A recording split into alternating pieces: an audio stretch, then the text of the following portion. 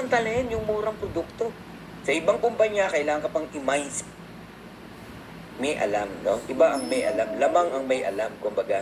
Ba't ko sinasabi to, no? Hindi po lahat ng may-ari ng point. Hindi ko makukuha yung commission ko pag di ako bumili ng 100 points. Ganon din ba sa inyo? West, sa Live Good, wala na po kayong club membership. Sa number one, we have amazing products. Guys, maniwala kayo sa memberality.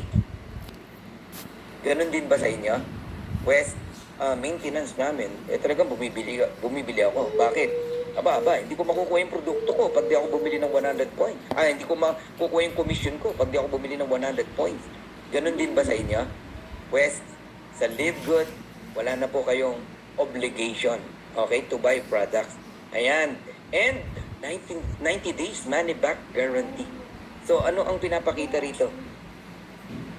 To the fact na meron tayong 90 days money back guarantee, ganun po ka-confident ang may-ari na ang produkto natin maganda at walang magsusole.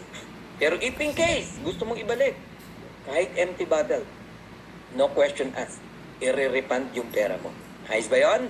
So number one business na pinag-uusapan ngayon, ulitin ko, napakaingay po sa social media, sa YouTube, sa Facebook, maging sa iba't ibang kumpanya. Pinag-uusapan po tayo.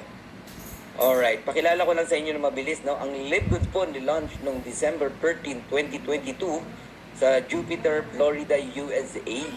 So, American company po ang Live Good. Si Coach Fernand po ay hindi nagjo-join sa hindi American company. Pasensya na po, I love Filipino, I love Philippine products, pero in terms of network marketing, mas gusto ko po talaga American company dahil alam ko pong tatagal, no?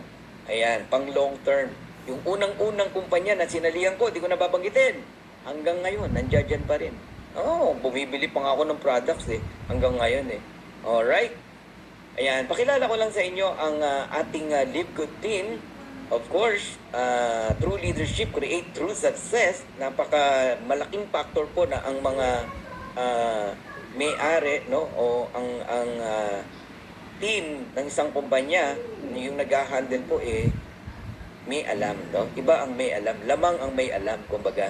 Ba't ko sinasabi to, no? Hindi po lahat ng may-ari ng kumpanya may alam sa ganitong business. Yung iba, nag-hire lang ng mga empleyado para patakbuhin yung kumpanya niya. Siya, financer lang.